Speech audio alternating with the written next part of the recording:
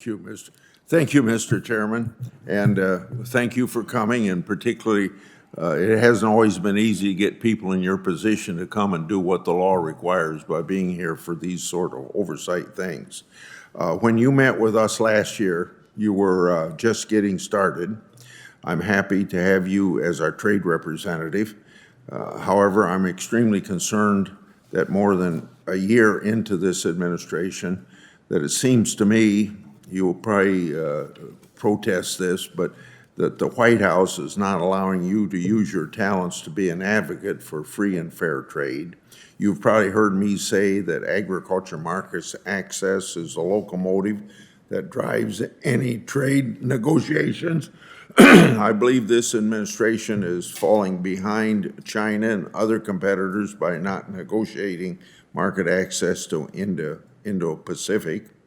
On top of this, we also see the administration falling behind on confirming very important key trading posts, particularly chief agriculture negotiator, and even outside of your department, we don't have a undersecretary for trade and foreign affairs in agriculture.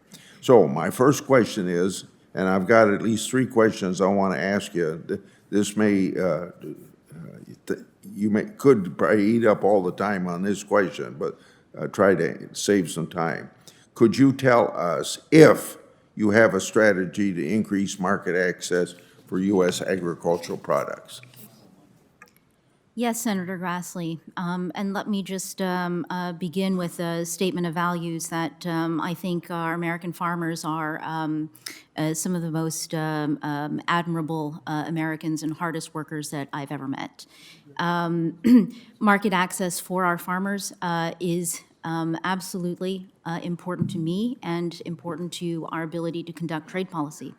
I work with Secretary Vilsack extremely closely. I consider him to be an exemplar of leadership at the USDA and also a very good personal friend.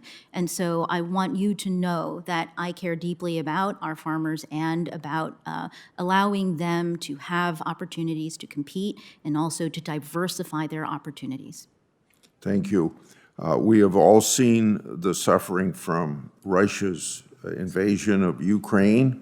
A product of this invasion is disrupting in our grain markets. Apart from the Ukrainians, President Biden has said that this invasion will lead to rising food crises and human suffering in the poorest countries. The president also said that the administration has been talking to the EU about ending trade restrictions. The EU has said that they're considering it. What engagement has your agency had with the EU on issuing an import waiver for biotech crops, and will your agency engage with the EU moving forward to enable science-based regulations for biotechnology so farmers in our country and around the world can use biotech to increase production? We are continually engaging with our EU counterparts on ag trade issues between the U.S. and EU, including biotech trade. This has been a traditionally difficult area between the United States and the European Union. I saw that through the course of last year as well, working with Secretary Vilsack. I do believe that the current disruptions to trade created by Russia's invasion of Ukraine may provide us new opportunities and windows for collaboration with the EU, which we are also seeking to capitalize on. While it appears that the EU might be moving in the right direction along this line, it also appears that Mexico is going the other way. It seems like Mexico is blatantly violating the commitments made under USMCA regarding the treatment of biotech products. What is your strategy to encourage Mexico to implement a transparent and science-based risk assessment process for agricultural biotechnology? And do you plan to use the USMCA to engage with the Mexican government and resolve its treatment of agricultural biotechnology? This is another area where I have been closely coordinated and cooperating with Secretary Vilsack. And just to get to the bottom line on your question, yes, we are looking at all of our tools under the USMCA and thinking through our strategy.